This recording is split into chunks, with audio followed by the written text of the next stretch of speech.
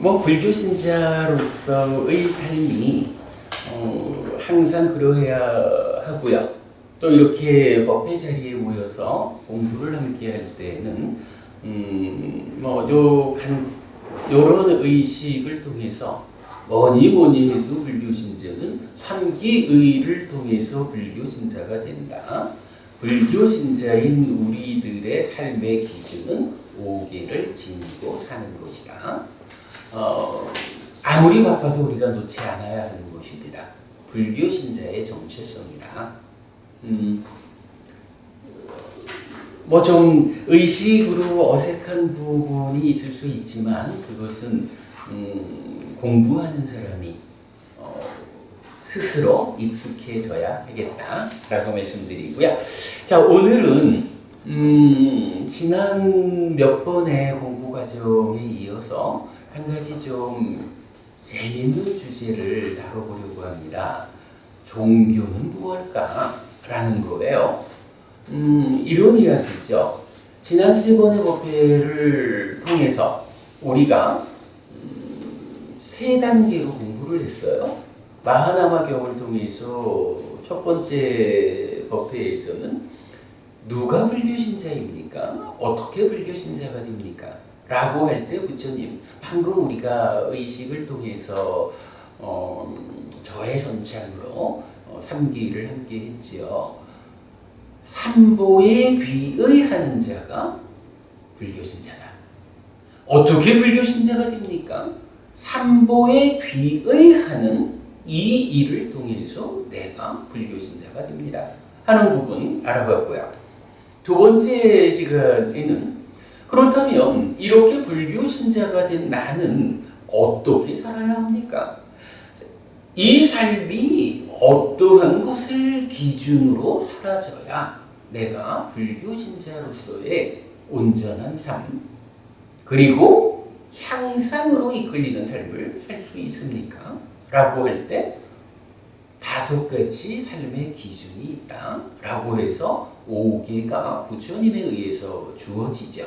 이 5가지 계를 지니고 살겠다 라는 이러한 확고한 마음을 기준점에 묶어매는 거, 이게 바로 불교 신자의 삶의 기준이다 라는 거 보았고요.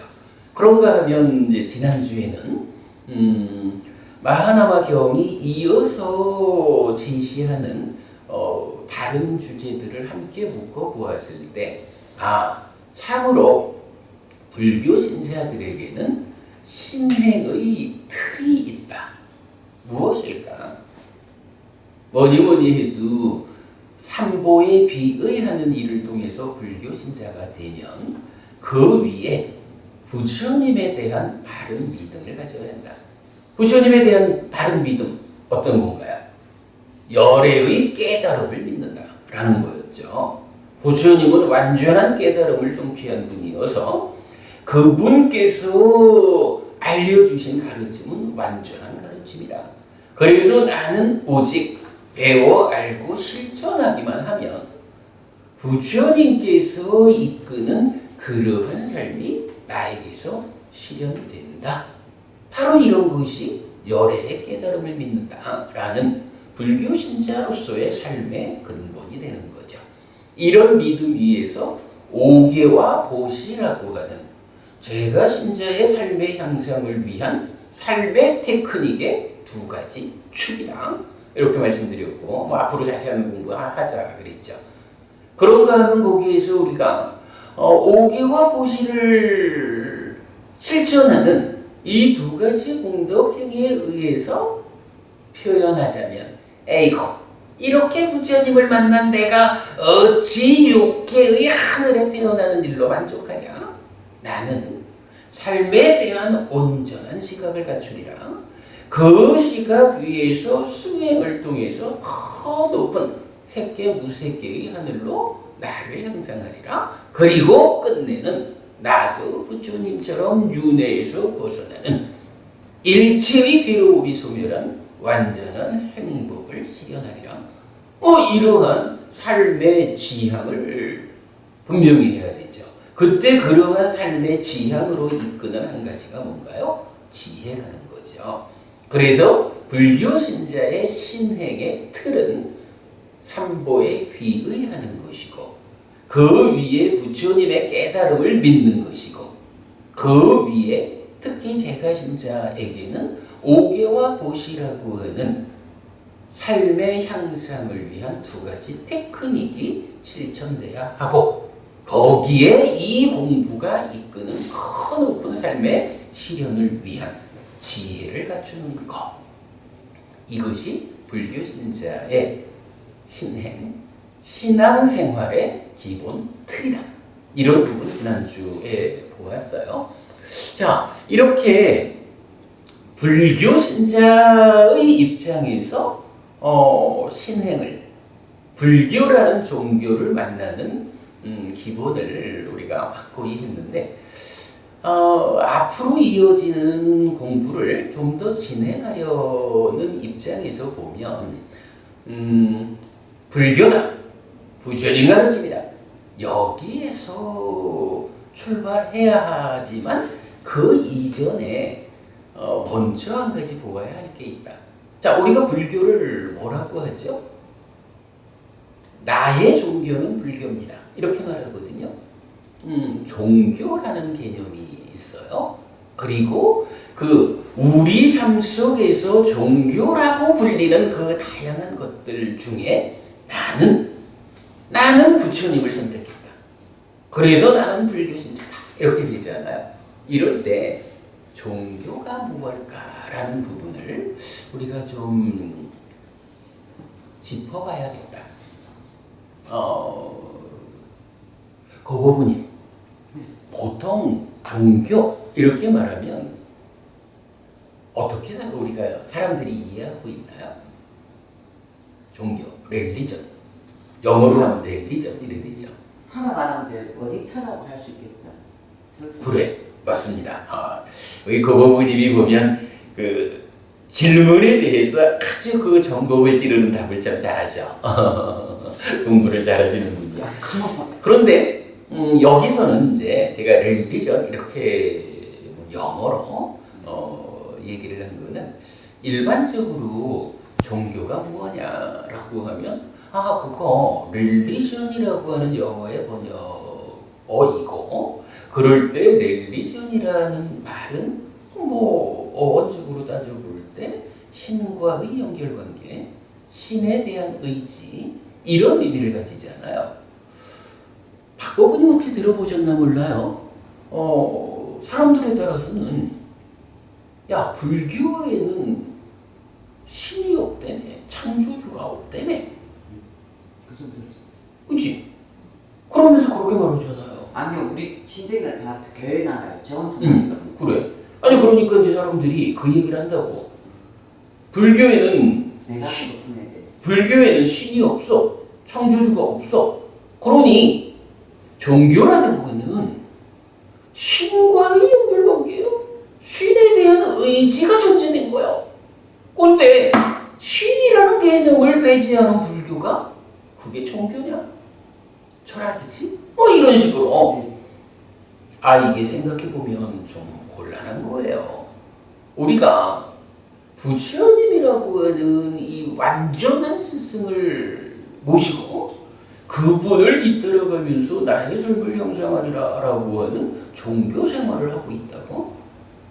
그 믿음 위에서 나의 삶을 펼쳐나가고 있다고? 근데 어떤 사람들이 말하기를 야, 너네는 종교도 아니야? 이렇게 말한단 말이지. 곤란해요.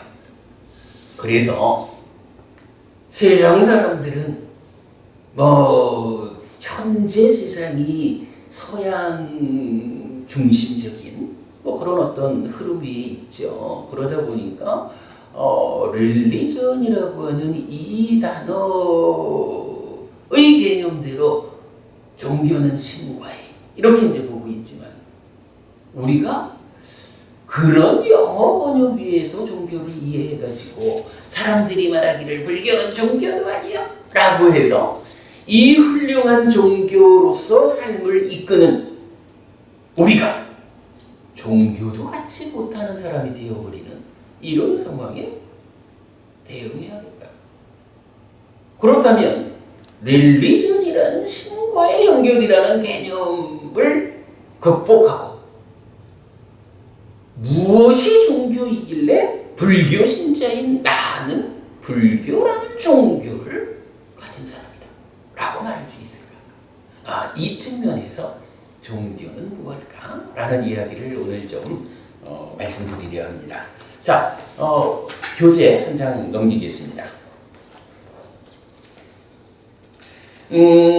양이 좀 많아요. 그래서 이 부분은 마침 그 2016년 7월 달에 우리 부산불교방송 주말 특집 해피 스님의 마음 이야기라고 제가 10번을 이제 그 방송에서 이렇게 이야기를 한 내용이 있는데 그 중에요 종교는 무엇일까라고 말씀드린 내용이 있어요. 그거 제가 조금 다듬었거든요.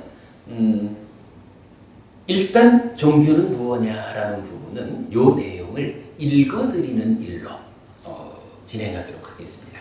자, 종교는 무엇인가? 부산불교방송 주말특집 해피스님의 마음 이야기 2016년 7월 방송 중에서 1. 종교, 공통점과 차이점. 해피스님의 마음 이야기를 듣고 계십니다. 조건에 따라 심이라고도 의라고도 식이라고도 불리는 마음의 조건관계를 이해하기 위해서 먼저 종교에 대한 이야기를 알아보자고 하였습니다. 하여간 마음 이야기를 하려니까 종교를 알아봐야겠다. 종교란 무엇일까요? 얼마 전에 제가 출가 전에 가까이 지내던 번님을 만났습니다. 이 번님은 오랫동안 교회를 잘 다니는 훌륭한 기독교 신자입니다. 출가하고 나서 번님을 처음 만났는데 저에게 이런 이야기를 합니다. 스님, 이제 스님이 되셨어요. 기독교도 그렇고 불교도 그렇고 차이점을 보이고는 있지만 궁극적으로 가면 목적점이 같지 않겠습니까? 저기에는 목사님이 계시고 여기 내 앞에는 스님이 계시지만 서로 간의 종교가 이름을 달리할 뿐 스님이 가고자 하는 그 길과 우리가 목사님을 따라서 가고자 하는 그 길이 결국 한 가지 길이 아니겠습니까? 이런 이야기 많이 듣죠. 법우님 생각엔 어떠셔요? 이런 이야기가 타당한가요? 예. 저도 사실은 타당하지 않다고 봅니다. 그래서 제가 번님한테 번님, 나는 그렇게 생각하지 않습니다. 라고 하면서 이런 이야기를 했습니다.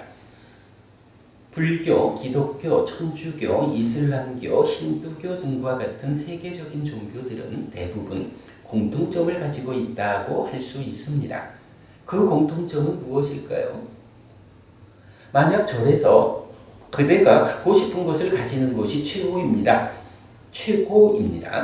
다른 생명을 해쳐서라도 또는 도둑질을 해서라도 그대가 가지고 싶은 것을 가지십시오 라고 가르친다면 아마도 이런 종교가 세계적인 종교로 발전할 수는 없었을 것입니다. 이것은 절에 다니는 사람들만의 문제가 아니고 다른 종교를 믿는 사람에게도 마찬가지입니다. 교회에서 목사님이 그대가 갖고 싶은 것을 위해서 다른 사람을 해쳐도 됩니다.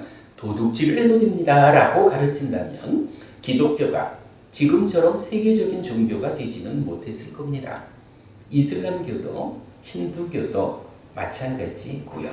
그래서 기본적으로 세계화된 종교라고 하면 공통점이 있다고 해야 합니다.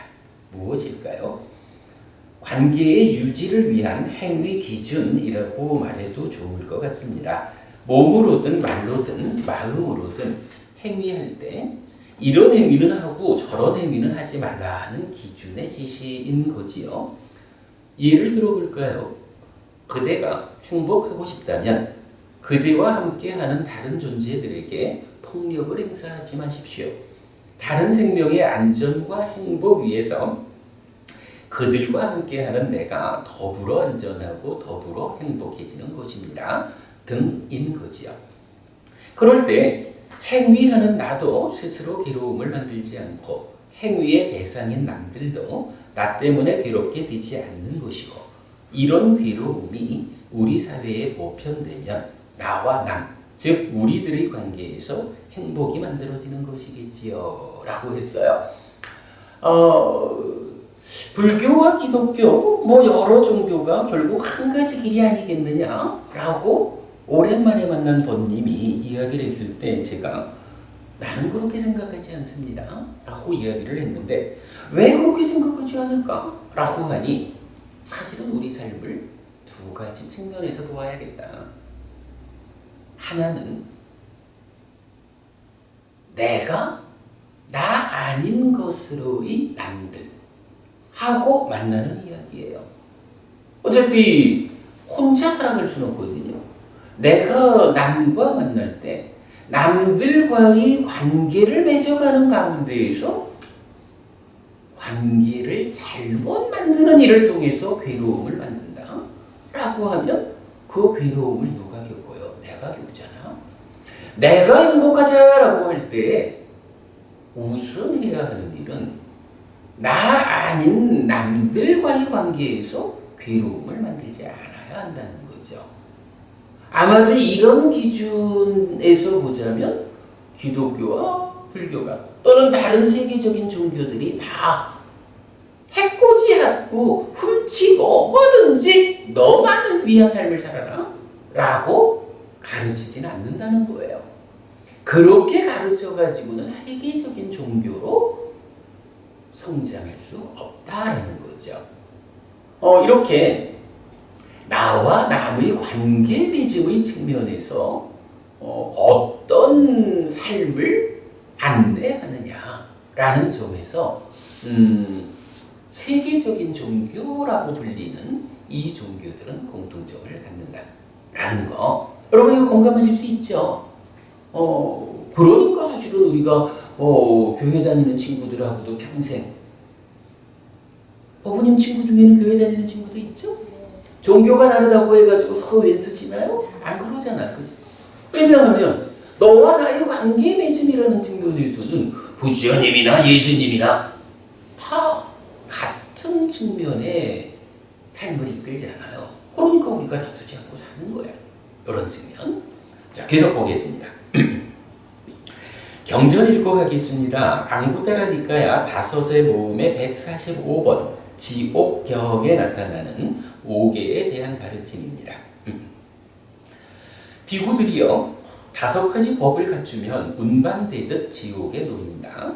무엇이 다섯인가? 그는 생명을 해치고 주지 않는 것을 가지고 음행에 대한 삿된 행위를 하고 거짓을 말하고 술과 발효액 등 취하게 하는 것으로 인해 방일하게 머문다. 비구들이여 이런 다섯 가지 법을 갖추면 운반되든 지옥에 놓인다. 5개를 지키지 않는 이러한 삶을 살면 운반되듯 마치 누군가가 나를 꼭 꼬집어가지고 내려놓듯 지옥 간다. 이렇게 말하는 거죠. 비구들이여 다섯 가지 법을 갖추면 운반되듯 하늘에 놓인다. 무엇이 다섯인가? 그는 생명을 해치는 행위로부터 피하고 주지 않는 것을 가지는 행위로부터 피하고 음행에 대한 삿된 행위로부터 피하고 거짓을 말하는 행위로부터 피하고 술과 발효액 등 취하게 하는 것으로 인한 방일한 머금으로부터 피한다. 비구들이여 이런 다섯 가지 법을 갖추면 운반되듯 하늘에 놓인다.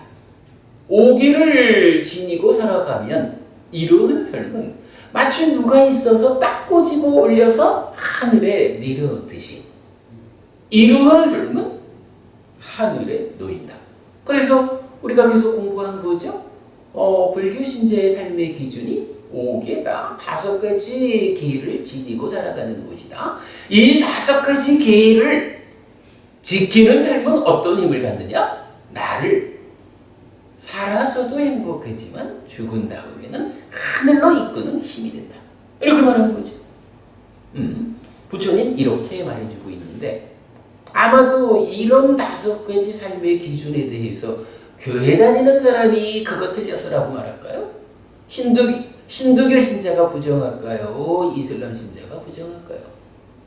이것을 부정한다라고 하는 거는 나하고 너하고 같이 살아가는 가운데 오직 나만 잘 살면 되니까 해코지도 하고 훔치기도 하고 바람도 피고 거짓말도 하고 이런 이야기가 되어버린다고요. 그런 가르침을 설하는 종교가 세계적 종교로 성장할 수 없죠. 이렇게 우리가 볼 수 있어요. 아마도 표현은 달라도 세계화된 종교들은 이런 점에서 공통점을 가지고 있을 겁니다. 이런 점에서 기준을 달리한다면 그런 가르침이 다양한 사람들이 어울리고 더불어 살아가는 이 세상에서 세계화된 종교로 성장할 수는 없을 것이라고 보아야 하는 거겠지요.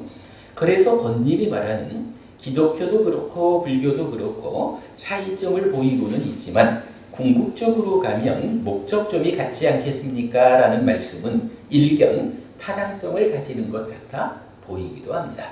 자, 여기까지 놓고 보면 우리 본님이 제7화 후에 처음 만났을 때 서로 옷은 다르고 우리 목사님, 우리 스님 이렇게 달리 불리지만 가는 길은 같지 않아요? 이렇게 말한 데 대해서 그래 보이지 뭐. 같은 삶을 이끌잖아. 이렇게 보이는 거죠.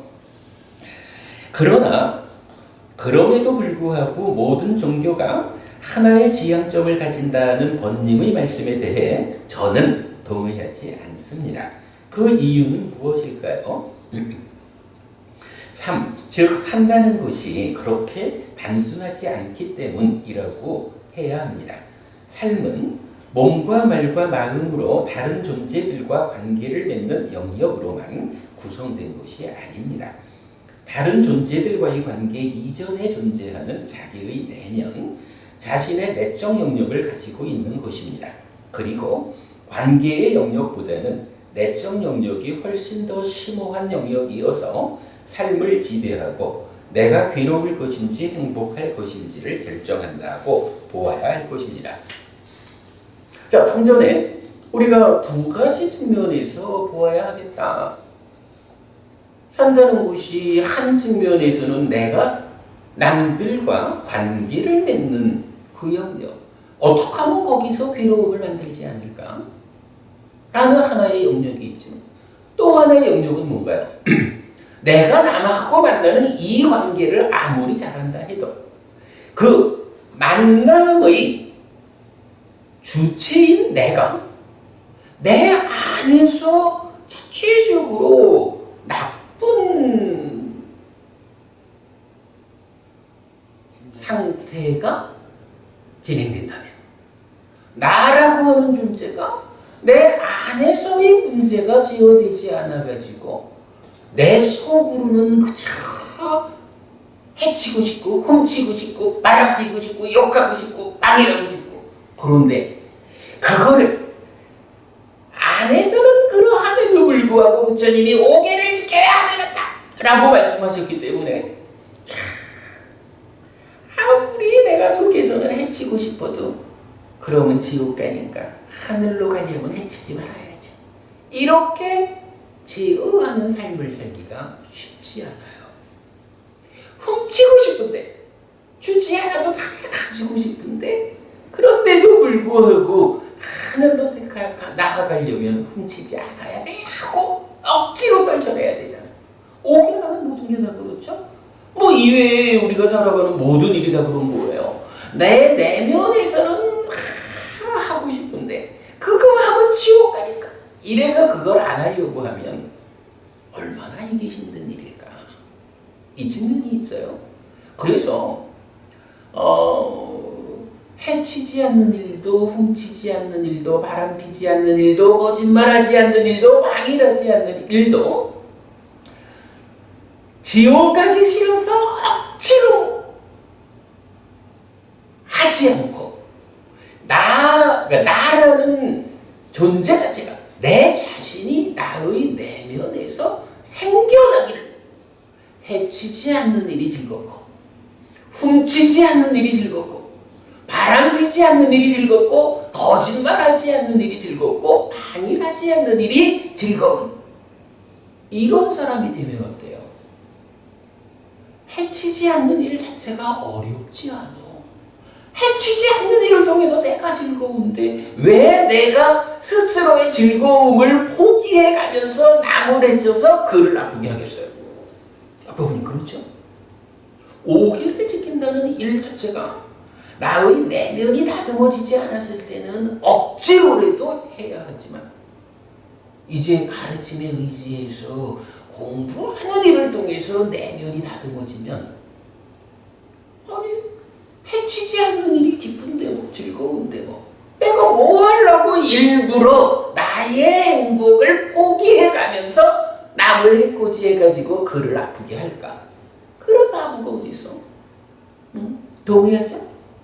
이런 측면 때문에 이제 삶은 내가 남과 관계를 맺는 이 영역도 중요하지만 또한 중요한 것이 관계 맺는 주인공으로의 나를 어떻게 만들 것이냐, 어떤 나를 만들어가지고 나 아닌 남들과 관계 맺을 것이냐 라는 측면에서 나의 이야기를 주목해야 한다고요. 고보부님 공감할 수 있는 이야기죠? 아주 중요한 개념입니다. 그렇게 하면 바보가 되어야 되는. 그러니까 그게 고보부님이 아직까지 공부를 안 해서 그런 얘기를 하는 거야. 그게 바보가 되는 일이라 그러면 부처님 가르침이 진리라고? 부처님께서 나의 내면을 잘 다듬어가지고 잘 다듬어진 내가 세상과 함께 잘 화합하며 살아가는 이 행복을 말했을까? 말할 수 있을까? 그 부처님이 이거는 모부님이 그야말로 아직 공부를 못해서 그래. 공부가 더 필요해. 아니 이거는 분명한 거예요.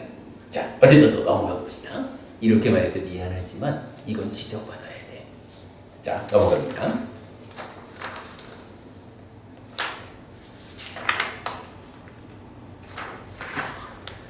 이때 각각의 종교는 자기의 내면, 자신의 내적 영역에 대한 차이를 보여줍니다.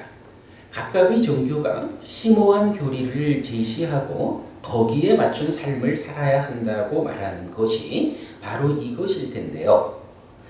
이 심오함의 영역에서 차이가 있을 때 종교는 이름을 달리하게 되는 것입니다. 심지어는 같은 뿌리를 가진 종교가 세월이 지나면서 다른 종교로 나누어지는 것도 보게 되는데요. 이렇게 심오함의 영역에 대한 해석이 달라지기 때문이라고 해야 합니다. 예, 내적인 영역을 주목해야 합니다. 예를 들면 기독교는 삶에 대한 나름의 설명을 가지고 있습니다. 상식의 선에서 말해보면 우리가 기독교 신자가 아니니까 잘 모르죠. 그러나 우리 사회의 기독교는 이렇다라고 상식적으로 알려진 정도에서 한번 보자 이거죠.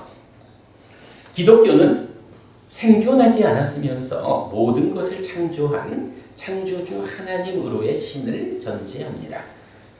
그 신이 세상을 창조했고 모든 존재를 창조했고 인간도 창조했다고 합니다.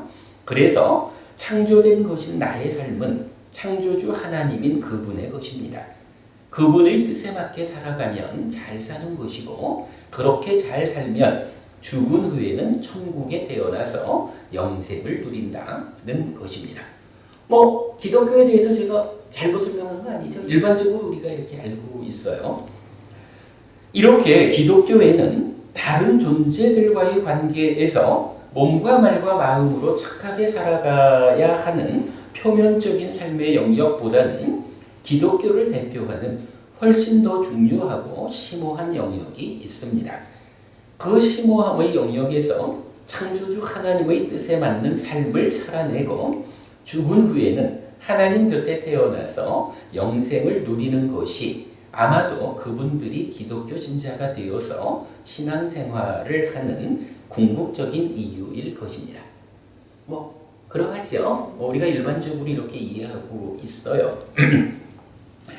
같은 맥락에서 불교도 삶에 대한 나름의 설명을 제시합니다. 상식의 선에서 말해보면 우리 깊은 이야기 그만 듣고 세상에 알려져 있는 상식의 선에서 불교도 말해보면 불교는 생겨나지 않은 것을 부정합니다. 무아인 것이지요. 나라는 존재를 포함한 모든 것은 생겨난 것이고 생겨나는 과정에 참여하는 조건들에 의해 그 상태가 결정됩니다. 그래서 생겨난 것인 나의 삶은 생겨난 그대로 나의 삶입니다. 생겨나는 과정이 잘 제어되지 않으면 불만족, 즉 괴로움의 상태를 만들 것이고 잘 제어되면 만족, 즉 행복의 상태를 만들게 될 것입니다. 기독교와 불교 가장 큰 차이를 이렇게 그죠? 저도 그렇게 생각합니다. 자, 경전 읽고 가겠습니다. 22번 상류따의 59번 무아상경에 나타나는 무아의 선언입니다. 비구들이요. 색수상행식 오온은 무아다. 비구들이요. 참으로 이 오온이 아라면 이 오온은 병으로 이끌리지 않을 것이고 오온에 대해 나의 오온은 이렇게 되어라, 나의 오온은 이렇게 되지 마라 라고 의도하는 대로 될 것이다. 그러나 비구들이요, 오온은 무아이기 때문에 오온은 병으로 이끌리고 오온에 대해 나의 오온은 이렇게 되어라, 나의 오온은 이렇게 되지 마라 라고 의도하는 대로 되지 않는다. 그래서 불교에도 다른 존재들과의 관계에서 몸과 말과 마음으로 착하게 살아가야 하는 표면적인 삶의 영역보다는 불교를 대표하는 훨씬 더 중요하고 심오한 영역이 있습니다. 나에 대해서 설명하고 어떤 나를 만들어서 어떻게 남들과 관계를 맺을 것인가 라고 설명하는 훨씬 더 중요하고 심오한 영역이 있다. 이 부분을 주목해야겠죠. 그 심오함의 영역에서 생겨나는 과정이 잘 제어되는 삶을 살아냄으로써 살아서도 행복하고 죽어서는 더 좋은 삶이 이어지게 하다가 끝내는 모든 불만족, 모든 괴로움에서 벗어나는 것이 아마도 우리가 불교 신자가 되어서 신앙생활을 하는 궁극적인 이유일 것입니다. 어떤가요? 상식적인 선에서 기독교와 불교를 비교해 보았는데요. 두 세계적 종교의 공통점과 차이점이 보이시나요? 이 표현, 공통점이 있고 차이점이 있죠. 그렇습니다. 표면적인 삶의 영역에서 주어지는 관계의 유지를 위한 행위 기준에서는 공통점을 볼 수 있겠고요. 심오한 영역에서 제시하는 신앙생활의 궁극적인 이유에서는 종교 간의 차이를 발견할 수 있는 거지요. 그래서 제가 번님에게 이렇게 말한 것입니다. 번님이 모든 종교가 다 목적점이 같으니까 우리가 남이 아니라고 말씀해 주시는 것은 고맙지만 사실은 그 차이를 볼 줄 알아야 합니다. 기독교는 기독교대로 표면적인 삶과 심오한 영역에서 지향하는 바가 있고 불교는 불교대로 표면적인 삶과 심오한 영역에서 지향하는 바가 있습니다. 이 각각에 대해서 서로가 지향하는 바가 다르고 세상을 보는 눈이 다르다라고 서로를 인정해주고 그러는 가운데 표면에 드러나는 몸과 말과 마음의 행위 기준이 같다고 함으로써 함께 어울려서 살아갈 수 있습니다. 그렇게 되면 종교가 다르다고 하여 서로가 다투거나 욕할 일도 없을 것입니다. 어쨌든 표면적인 삶에서는 나 이외의 존재들과의 관계를 잘 맺어야 하고 그러기 위해서는 착한 일을 해야 하는 점이 서로 같으니까요. 다행히 번님은 다른 것과 틀린 것의 차이를 제가 압니다 라면서 저의 말씀을 이해하고 받아주었습니다. 참 건전한 대화를 나눈 거지요. 잠시 쉬겠습니다. 돌아와서 종교에 대한 이야기를 마무리해 드리도록 하겠습니다. 이거 방송 진행 중인 거죠. 사실 그랬습니다. 오랜만에 만난 친구가 더구나 출가하고 처음 만난 거니까 그 친구의 입장에서는 저를 어떻게 기억하고 있나요? 출가 전에 함께 어울려서 생활하던 놀고 즐기던 그런 친구로서의 저를 기억하는데 이 사람이 머리를 감고 출가자가 되어서 만나준 거지요. 그랬을 때 자기 입장에서는 아주 호의적으로 저기 목사님도 계시고 내 앞에는 나의 친구가 오랜 친구가 스님이 되어서 함께하고 있는데 그렇다고 우리가 종교가 다르다고 해서 배척할 이유가 없죠? 라고 호의로서 말을 해줬는데 다만 거기서 우리 모두가 목적점이 같다 라고 말씀하신 부분, 이 부분에 대해서는 불교 신자인 저로서 특히 출가해서 부처님 가르침을 우선적으로 배우는 자리에 있고 그래서 제가의 불교 신자들에게 부처님 말씀을 전달하고 그렇게 이끌리도록 안내해야 하는 그런 역할을 갖고 있는 저의 입장에서는 고마운 말씀이지만 그러한 공통점 가운데 이런 차이점을 볼 수가 있어야 합니다. 차이점을 서로 인정하는 가운데의 공통점에 의해서 기독교와 불교가 화합하는 것이 옳지 않겠습니까? 이렇게 이제 제가 답을 한 거죠.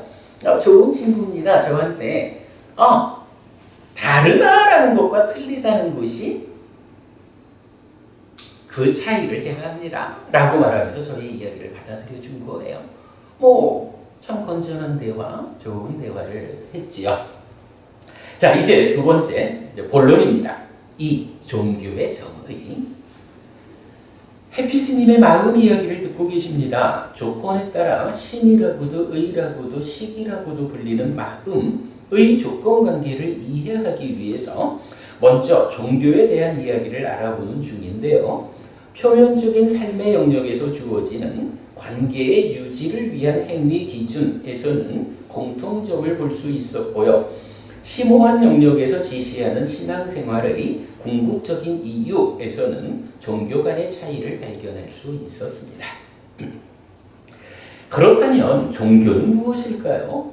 무엇이기에 이런 공통점과 차이점을 가지고 여러 종교가 함께 존재하고 있는 걸까요?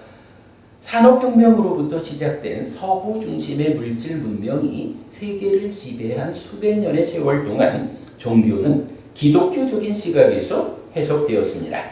종교는 신에 대한 의존이란 개념을 앞세우고 아까 말씀드린 렐리전이라는 단어죠. 그런 점에서 불교는 종교가 아니라는 해석까지도 공공연히 주창되었던 것이지요. 우리의 스승이시고 우리의 교주이신 서가모니 부처님을 모시고 올바른 신앙생활을 통해 나와 남이 함께 행복한 삶, 그런 세상을 실현해가는 우리의 종교인 불교가 아예 종교도 아니라는 편견 속에 갇혀 있었던 것입니다. 불교 신자로서 정말이지 자존심 상하는 현상인 거지요. 오늘 그런 편견을 벗겨내고 진정한 의미의 종교는 무엇이어야 하는지 알아보도록 하겠습니다. 사실은 이런 편견을 제가 고등학교 때부터 사실 저는 출가한 지는 오래 안 되지만 출가 전에 40년을 불교 신자로 살았던 사람이에요. 초등학교 때 이미 어린이 법회를 나갔던 사람이고 중고등학생에 대불련 불교 정연에 다 거치면서 늘 그 자리에서 어떤 역할, 그래도 조금은 더 앞장서서 공부하는 사람으로 살아왔지요. 제가 이런 이야기를 많이 들었던 것은 고등학교 시절이었어요. 감수성님이 난 그 시절에 친구들이 아무래도 주변에 그때만 해도 벌써 교회 다니는 친구들이 많았어요. 크리스마스 이브에 교회 가가지고 맛있는 거를 받아 먹어보지 않은 사람들이 우리 또래에 많지 않았어요. 근데 저는 한 번도 안 받아봤어요. 나는 불교 신자야 이래가지고. 근데 그 시절에는 나는 불교 신자인가 라고 스스로를 정의하기는 하지만 옆에서 사람들이 이런 이야기, 불교가 종교냐? 이렇게 타박할 때 그 문제에 대해서 반박할 수가 없었어요. 그리고 사실은 그 부분을 반박할 수 있어지는데 40년이 걸린 거예요. 어쩌면 제가 출가하지 않고 어쩌면 제가 출가해서도 이 옷을 입고 이러한 공부, 부처님 살아서 직접 설한 가르침인 니까야 그대로 공부하는, 이제 우리가 붓다와다 불교라고 선언한 이런 공부에 매진하지 않았다면 어쩌면 지금도 이 문제에 대해서 온전하게 반박할 수 없을지도 모릅니다. 그러나 어쨌든 40년이 걸려가지고 이제는 말할 수 있습니다. 그래서 제가 몇 번 그 얘기 했잖아요. 어떤 사람이 저를 스님이냐고, 그렇다고 그러니까 스님은 어떻게 생각합니까? 땅과 하늘과 그 중간에 있는 거, 이거 누군가가 만들었다고 생각하지 않습니까? 라고 저에게 공격해 왔을 때 제가 뭐라 했나요? 나는 그렇게 생각지 않습니다. 어떻게 생각하십니까? 다양한 조건들이 결합해서 결과를 만든다라는 무상하다라고 하는 이 세상의 이치에 의해서 다양한 조건들이 결합해서 생겨난 것들이 지금 땅과 하늘과 그 중간의 것들로서 세상을 구성하고 있습니다. 이러한 것들을 누군가에 의해서 만들어졌다고, 창조된 것이다 라고 바라보는 시각으로는 삶의 심오함에 접근하지 못합니다 라고 한마디로써 그 사람은 도망가고, 사실은 같은 개념이에요. 그죠? 이 문제에 대해서 답할 수 있어지는데 40년이 걸렸다라고 말해도 좋겠지만, 중요한 것은 그 시간을 통해서라도 이제 우리가 정당하게 배격할 수 있게 되었다라는 거죠. 자, 계속 보겠습니다. 역시 표면적인 삶의 영역에서 주어지는 관계의 유지를 위한 행위 기준에서의 공통점과 심오한 영역에서 제시하는 신앙생활의 궁극적인 이유에서의 차이라는 측면에서 접근해 보겠습니다. 예를 들면 기독교는 왜 종교인 걸까요? 이렇게 말할 수 있지 않을까요? 예수님이라는 기독교의 교주가 당신 나름으로 나라고 하는 존재를 해석하고 그의 삶의 방법, 그리고 삶의 토대인 세상을 이해했겠지요. 그래서 당신대로 존재는 이러한 것이구나, 창조주 하나님에 의해 창조된 것이구나 라고 보았을 테고, 이러한 존재가 어떻게 살아야 행복할 것인가에 대해서 고민한 결과 하나님 뜻대로 살아야 한다라고 보았을 때지요. 그리고 이런 삶의 토대가 되는 세상이란 하나님에 의해서 창조된 세상이라고 보셨겠지요. 우리가 이렇게 말해도 되지요. 즉 예수님이라는 한 분의 스승이 당신대로의 공부를 통해 존재란 무엇일까? 존재들의 삶은 무엇일까? 이러한 삶의 토대인 세상은 무엇일까? 라는 심오하고 궁극적인 문제에 대해 해석을 한 것이지요. 그러고 나서 여보시오, 내가 존재를, 삶을, 세상을 이렇게 해석하였습니다 라고 사람들 앞에서 선언하는 것입니다.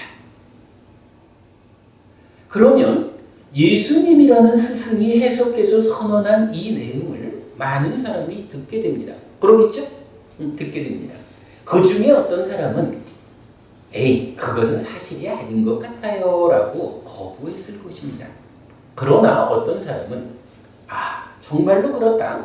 참으로 저분의 말씀대로 창조주 하나님이 창조하셔서 내가 있게 된 것이고 그러므로 하나님의 뜻대로 내가 살아가야 하고 하나님이 만들어주신 삶의 토대인 이 세상에서 하나님을 믿고 살아가는 것이 옳겠다 라고 공감하고 동의하였을 것입니다. 더 나아가 예수님의 말씀에 공감하고 동의하는 사람 중에는 예수님에 대해 신뢰하는 마음을 일으켜서 참으로 내가 저분을 스승으로 삼아 뒤따라가야겠다. 그래서 나의 삶도 저분을 닮아야겠다 라고 생각하는 사람들도 있었을 겁니다. 이렇게 생각할 수 있죠. 제가 요 중간 단락을 읽으면서 사실은 몇 번 제가 그런 이야기를 들었어요. 해피스님은 설법하는 게 꼭 목사님 같아요. 이런 이야기를 좀 몇 번 들은 적이 있는데 요 읽으면서 일부러 제가 좀 목사님 톤으로 읽어봤어요. 듣기에 어떠셨는지 모르지만 자 어쨌든 이제 이렇게 우리가 그 예수님 이야기를 할 수가 있겠어요. 어떻습니까? 예수님께서 계속해서 선언한 존재, 삶, 세상이라는 내용에 대해 누군가가 공감하고 동의하고 신뢰하는 마음을 일으켜서 참으로 내가 저분을 스승으로 삼아 뒤따라야겠다. 그래서 나의 삶도 저분을 닮아야겠다 라고 한다면 이런 사람을 예수님의 신자라고 부르는 것이 적절한 설명이 되지 않을까요? 사실은 이런 분들이 기독교 또는 천주교 신자입니다. 여러분 동의할 수 있죠? 아마 기독교 신자나 천주교 신자인 분들이 아니요! 라고 말하지 못할 것 같아요. 맞는 이야기겠죠. 그리고 이러한 사람들이 모여있는 집단을 기독교 또는 천주교라고 부른다고 하면 기독교 또는 천주교라는 종교에 대한 적절한 정의라고 할 수 있을 것입니다. 이렇게 우리가 정의해 보지요. 신이라는 개념 일단 좀 배제하고 불교도 마찬가지일 겁니다. 2600년 전에 고타마 시타르타라는 한 사람이 당신대로 무슨 이유 때문에 우리는 태어나야 하고 늙어야 하고 죽어야 하는 것일까? 또한 그 삶의 과정에서 다양한 괴로움을 겪어야 하는 것일까? 라고 고민하고 답을 찾기 위해 아주 힘들게 공부를 하고 그 끝에 깨달음이라는 성과를 거두었습니다. 깨달음이라는 특별한 측면에서 존재란 무엇일까? 존재들의 삶은 무엇일까? 이러한 삶의 토대인 세상은 무엇일까에 대해 해석해낸 것입니다. 그러고 나서 여보시오, 내가 존재를, 삶을, 세상을 이렇게 해석하였습니다. 라고 사람들 앞에서 선언하는 것입니다. 또한 이런 선언을 통해 그는 자신을 부처라고 소개합니다. 자, 여기서 부처님의 깨달음을 존재란, 삶이란, 세상이란 이런 측면으로 제가 설명을 해봤거든요. 그런데 사실은 이거는 해피 스님의 이야기라고 보지 않아야 합니다. 우리가 경전을 정말 주의 깊게 들여다보면 부처님의 가르침이 바로 이 주제 위에 있어요. 그래서 예를 들자면 디가니까야 첫 번째 경이 법망경이잖아요. 법망경에서 보면 62가지로 삿된 견해, 인도 사회에 있던 이 세상에 존재하는 삿된 견해가 62가지 범주로 설명이 되거든요.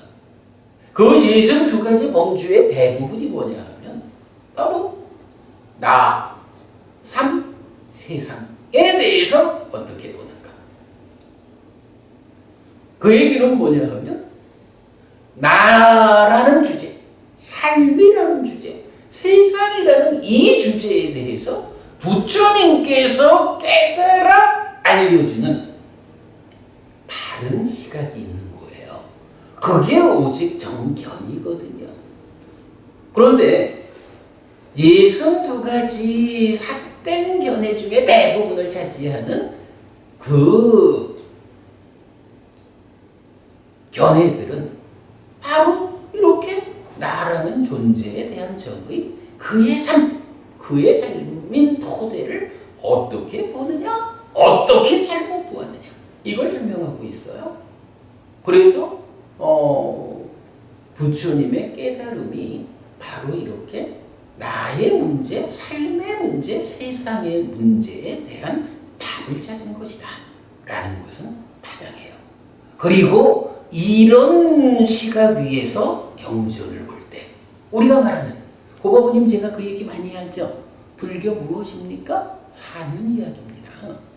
마음이 몸과 함께 세상을 만나는 이야기, 그 이야기의 과정의 어디에 문제가 있어서 괴로움이 생길까? 라고 설명하면 십이연기고, 그 문제의 자리에 어떻게 대응할 때 문제를 해소함으로써 괴로움이 소멸할까? 라고 말하면 발전도. 그래서 고진멸도 사성제가 설명되어 있지요.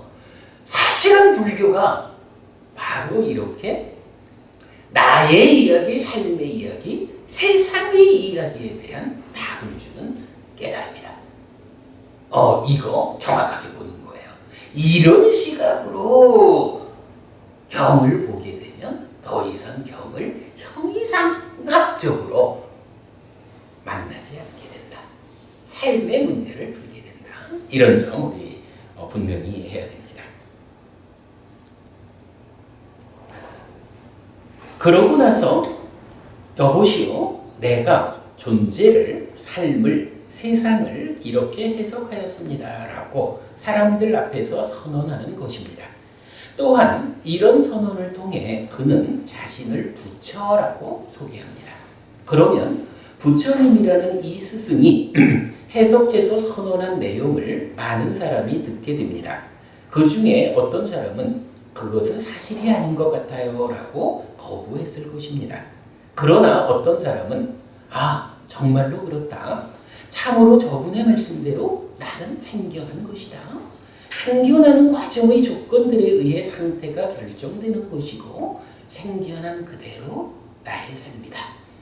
생겨나는 과정이 잘 제어되지 않으면 불만족, 즉 괴로움의 상태를 만들 것이고 잘 제어되면 만족, 즉 행복의 상태를 만들 것이다. 그러니 생겨난 것인 이 세상에서 부처님의 안내를 받아 살아가는 것이 옳겠다라고 공감하고 동의하였을 것입니다.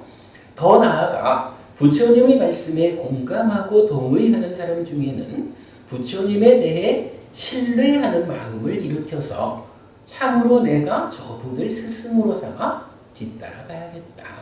그래서 나의 삶도 저분을 닮아야겠다 라고 생각하는 사람들도 있었을 겁니다. 경전 읽고 가겠습니다. 안구따라 니까야 세세노음의 61번 경입니다. 61번 경 상가라와 경에 나타나는 중생 구제에 대한 부처님의 입장입니다. 여러분 잘 들어보셔요. 불교적인 중생 구제는 어떻게 하는 것일까? 아주 중요한 주제. 한곁에 앉은 상가라와 바라무는 세존에게 이렇게 말했다. 곧다마 존자여, 우리 바라무는 제사를 지내기도 하고 지내게 하기도 합니다. 곧다마 존자여, 거기서 지내는 것과 지내게 하는 것은 모두 많은 사람에 대한 공덕을 실천하는 것이니 곧 제사로 인한 것입니다. 곧다마 존자여, 그러나 어떤 또는 그 가문의 집으로부터 집 없는 곳으로 출가한 자는 자기 하나만을 길들이고 자기 하나만을 가라앉히고 자기 하나만을 완전히 꺼지게 합니다. 이렇게 이것은 한 사람에 대한 공덕을 실천하는 것이니 곧 출가로 인한 것입니다 라고 이렇게 말하는 거예요. 바라문교 신자인 우리 바라문들은 제사를 지내요. 그래서 제사에 동참하는 많은 사람들에게 공덕을 짓게 해서 그 사람들의 삶을 향상으로 이끌어요. 이렇게 말하는 거예요. 그런데 곧다마 존자예요. 이 부처님 이 얘기죠. 부처님, 당신 또는 당신 제자들은 어떻습니까? 출가해가지고 자기 하나만을 길들이고 하나만을 가라앉히고 하나만을 완전히 꺼지게 합니다. 한 사람에 대한 공덕을 실천하는 것입니다. 이렇게 말해요. 이건 무슨 얘기죠? 아니, 출가한 당신만 살면 되니까 다른 사람들은 어쩌라고?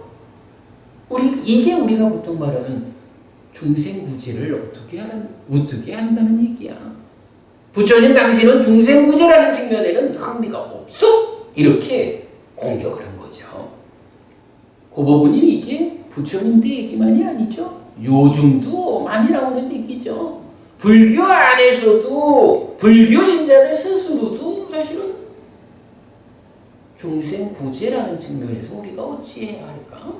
고민을 많이 해요. 그러니까 기독교를 벤치마킹합시다. 뭐 이렇게 얘기도 하고 부처님은 이렇게 대답합니다. 바라보니요. 그렇다면 여기서 나는 그것을 되물을 것입니다. 그대에게 좋아 보이는 대로 그것을 설명하십시오. 바라보니요. 이것을 어떻게 생각합니까? 여기 아라한 정등각 명행조 선서세간의 무상조어장부 천인사 불세존인 열애가 세상에 출현합니다. 부처님이 출현합니다. 그는 이렇게 말합니다. 오라, 이것이 길이고 이것이 실천이다. 이렇게 실천한 나는 위없는 범행에 속한 것을 스스로 실다운 지혜로 안 뒤에 실현하여 선언한다. 오라, 그대들도 그와 같이 실천하라. 이렇게 실천하면 그대들도 위없는 범행에 속한 것을 스스로 실다운 지혜로 안 뒤에 실현하고 성취하여 먹을 것이다 라고. 이렇게 이 스승은 법을 설하고 다른 사람들은 진실을 얻기 위해 실천합니다. 그리고 그들은 수백, 수천, 수십만 명입니다. 바라보니요. 이것을 어떻게 생각합니까? 이러한 것, 곧 출가로 인한 것은 한 사람에 대한 공덕의 실천입니까? 또는 많은 사람에 대한 공덕의 실천입니까? 이런 이야기입니다. 위없는 범행에 속한 것들 이렇게 말했는데 한마디로 말하면 열반이죠. 범행이 완성돼서 열반을 실현한다. 열반을 실현한다라는 건 뭐죠? 중생이라고 하는, 우리 중생을 어떻게 정의해요? 무명에 덮이고 가래에 묶여서 옮겨가고 윤회하는 중생. 그 중생으로의 삶 위에서 옮겨가고 윤회하면서 온갖 괴로움들, 대표적으로 수비, 고운해, 슬픔, 비탄, 고통, 고뇌, 절망이라고 하는 이런 괴로움을 겪어가고 있는 중생들이죠. 이러한 중생으로의 삶을 마감하고 일체의 고멸이 실현된 완전한 행복인 열반을 실현하는 것. 이게 위없는 범행에 속한 것이죠. 이것을 이제 열애가 출현했다는 거예요. 열애가 이 길과 이 실천을 통해서 열반을 실현했다. 이제 그대들도 나와 같이 이 길과 이 실천을 행하라. 그러면 그대들도 나와 같은 결실을 얻게 된다. 이렇게 말하는 거예요. 물론 여기에는 우리가 아직까지 부처되지 못한 깨닫지 못한 상태에서는 중간 과정도 설명이 되죠. 갈수록 괴로움은 줄어들고 행복은 늘어나는 삶의 연장선 위에서 열반을 실현하는 이러한 길과 실천이 있다고요. 그리고 이 길과 실천을 부처님께서, 그러니까 한 사람의 스승께서 삶은, 그러니까 나는 누구냐, 삶은 무엇냐, 세상은 무엇냐라는 이 문제에 대한 답을 찾아가지고 나의 문제, 삶의 문제, 세상의 문제를 완전히 해결한 열반을 실현해서 이끄는 거죠. 이제 이러한 길과 실천으로 그대들의 삶을 향상하라. 나와 같은 경지를 그대들도 실현해라. 이렇게 말하는 거란 말이에요. 그러면 이제 이 경에서 우리가 정말 보아야 하는 건 뭐냐 하면 이렇게 이 스승은 법을 설해요. 스승이 누구예요? 깨달은 자, 열애죠. 이 길과 실천에 대해서 첫 번째로 발견해서 실현한 이 스승이 법을 설하면 이제 어떤 일이 있어요? 다른 사람들. 우리 앞에서 계속 얘기하는 거지만 그분의 설하는 말씀을 들어보고는 정말로 그러겠다. 나도 이분을 뒤따라서 그를 닮아야겠다. 라고 공감하고 동의하고 신뢰하는 사람들이 이제 그분이 알려주는 길과 실천을 오직 진실을 얻기 위해서 뒤따라 실천한다는 거죠. 그러면 어떻게 돼요? 그 사람들의 삶이 갈수록 괴로움은 줄어들고 행복은 늘어나는 삶의 향상 위에서 끝내 열반을 실현할 것이다. 이렇게 말하는 거죠. 이게 뭔가요? 스승에 대한 공감과 동의와 신뢰로서 뒤따르는 제자라고 불리는 그를 어떻게 한 거예요? 구제한 거예요. 이게 구원이에요.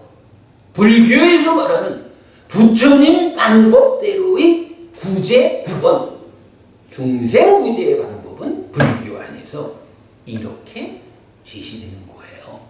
그리고는 이렇게 말하죠. 그리고 그들은 수백, 수천, 수십만 명입니다. 부처님 그 당시 그 인구, 그 영역 안에서 이렇게 나를 따라서 자기의 삶을 형성하는 자기 스스로의 삶을 구제하고 구원으로 이끄는 나의 제자들이 수백, 수천, 수십만이다. 고보부님, 그로부터 2600년이 지났거든요. 그 2600년의 사이 세월 동안에 바로 이 스승께서 알려주는 길과 실천을 통해서 자기의 삶을 향상으로 이끈 그로 인해서 구제되고 구원된 사람의 숫자를 얼마로 봐야 할까요? 좋게 수억은 되겠죠? 이렇게 불교적인 중생 구제의 방법이 제시된다. 아주 주목해야 됩니다. 자, 그리고는 이제 부처님 확인을 하죠. 그 상가라와 바라문한테 바라문이요. 이것을 어떻게 생각합니까? 이러한 것, 곧 출가로 인한 것은 한 사람에 대한 공덕의 실천입니까? 또는 많은 사람에 대한 공덕의 실천입니까? 우리는 제사를 지내가지고 많은 사람에게 공덕을 짓게 해주는데 출가자들은 자기 혼자 꺼지지 않습니까? 세상 사람들은 어찌 하라고요? 라고 딱 공격했을 때 부처님은 참으로 중생을 구제한다는 거, 참으로 많은 사람들의 공덕을 이끄는 것, 어떤 것입니까? 라고 이렇게 설명하지요.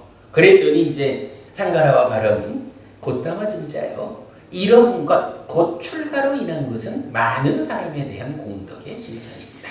라고 말하죠.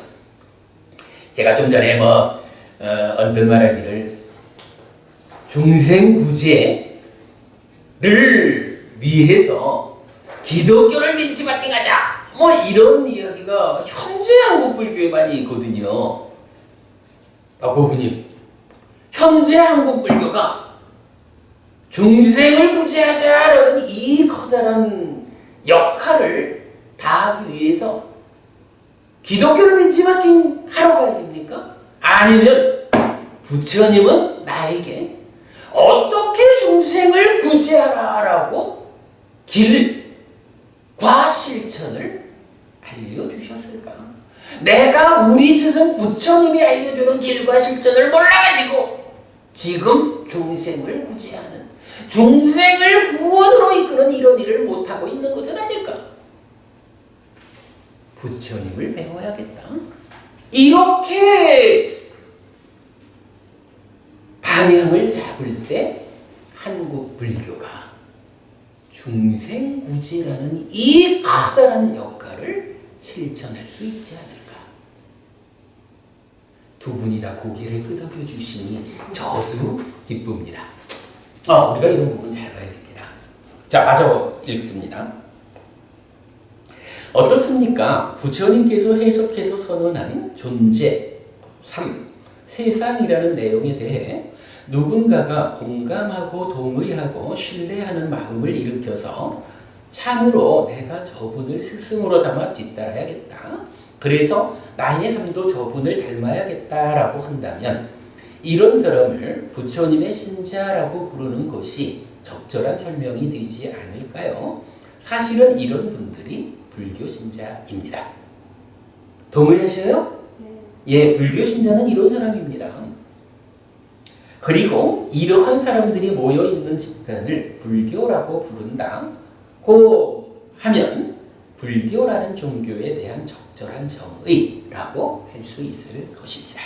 자, 이제 구체적으로 질문해 보겠습니다. 종교란 무엇일까요? 그렇습니다.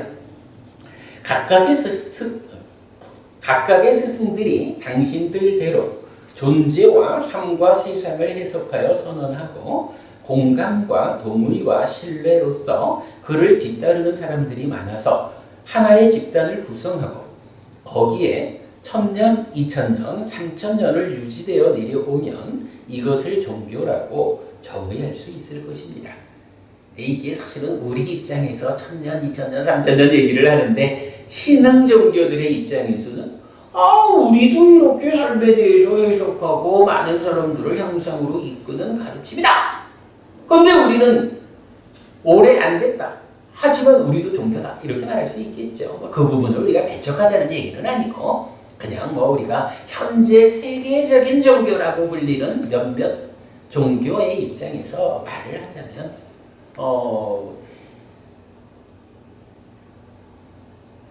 이렇게 그러한 집단이 구성되어 가지고 1000년, 2000년, 3000년을 유지되어 내려오는 이런 전통성까지를 함께해서 종교라고 정의하자. 이렇게 말할 수 있겠죠. 종교는 이렇게 정의되어야 합니다. 그때 더 이상 불교 신자인 우리가 신에 대한 의존이란 개념을 배제한다는 이유로 종교를 상실하는 어처구니 없음에서 벗어날 것입니다. 심오한 영역을 신에 대한 의존으로 해석하는 기독교와 생겨남의 제어로 해석하는 불교로 대표되는 두 부류를 모두 아우르는 확장된 종교의 개념이 정립되는 것입니다. 깨달음에 대한 부처님의 선언을 56번 상류다 11번 전법륜경을 통해 들어보겠습니다. 비구들이여 나에게 3회전한 12형태, 3전 12행의 이런 방법으로 이 네 가지 성스러운 진리에 대한 있는 그대로의 지와 견해 아주 청정함이 없었던 때까지는 비구들이여 나는 신과 마라와 범천과 함께하는 세상에서 사문 바라문과 신과 사람을 포함한 무리를 위해 위없는 바른 깨달음을 깨달았다라고 선언하지 않았다. 그러나 비구들이여 나에게 3회전한 12형태, 3전 12행의 이런 방법으로 이 네 가지 성스러운 진리에 대한 있는 그대로의 지와 견의 아주 청정함이 있었기 때문에 비구들이여 나는 신과 마라와 범천과 함께하는 세상에서 사문 바라문과 신과 사람을 포함한 무리를 위해 위없는 바른 깨달음을 깨달았다라고 선언했다. 그리고 나에게 지와 견이 생겼다. 나의 해탈은 흔들리지 않는다. 이것이 태어남의 끝이다. 이제 다시 존재로 이끌리지 않는다. 결국은 나요, 삶이요, 세상이요 라고 하는 이런 존재의 문제, 무명에 덮이고 가래에 묶여서 옮겨가고 윤회하는 중생이라는 이러한 삶의 영역에서 문제를 정확히 정확히 보완했기 때문에 문제의 해결 방법을 구체적으로 알아서 중생이라는 문제 상황에서 벗어났다. 이렇게 벗어난 것으로의 해탈은 흔들리지 않는다. 더 이상 태어나지 않게 됐다. 다시 이러한 존재로 이끌리지 않는다. 라고 부처님은 당신의 깨달음을 선언하는 거죠. 존재의 문제고, 그러니까 나의 문제고, 삶의 문제고, 세상의 문제에 대한 부처님의 깨달음. 이것이 불교다. 종교라는 거, 이러한 측면에서 해석되어야겠다. 그럴 때 신에 대한, 창조주 하나님에 대한 어떤 묶임에 의해서 이 세상이 폭력으로 이끌리는 문제 또한 종교라는 이름으로 해소될 것이다. 이렇게 말할 수 있겠죠. 자, 마무리 짓겠습니다.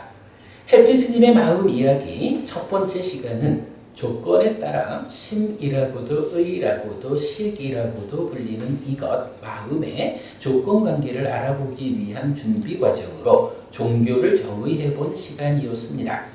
마음 정확하게 알 때 사는 힘이 됩니다.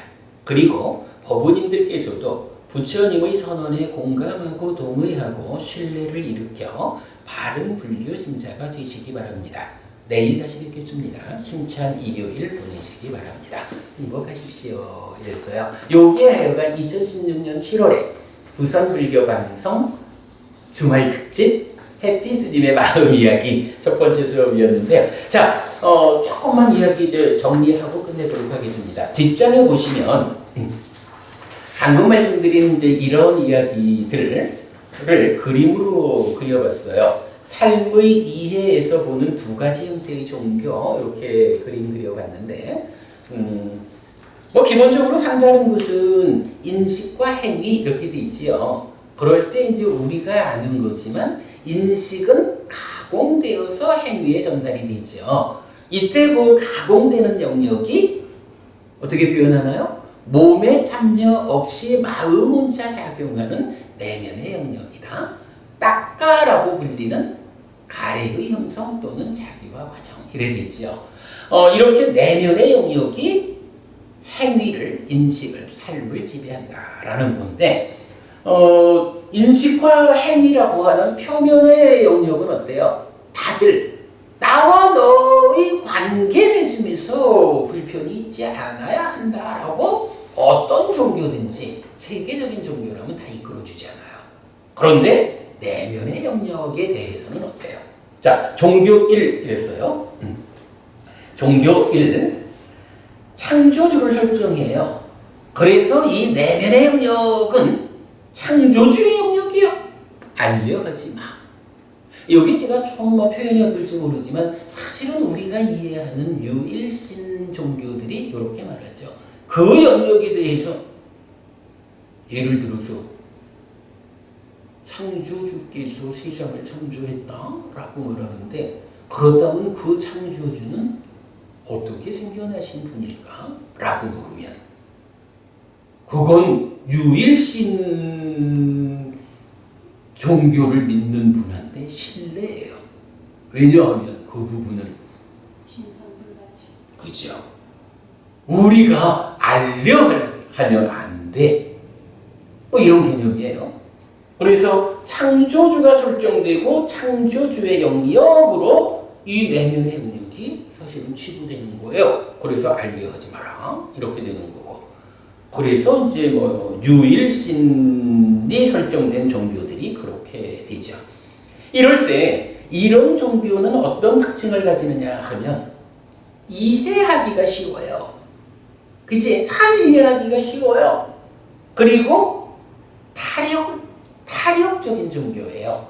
그러니까 나의 삶에 권능을 가지는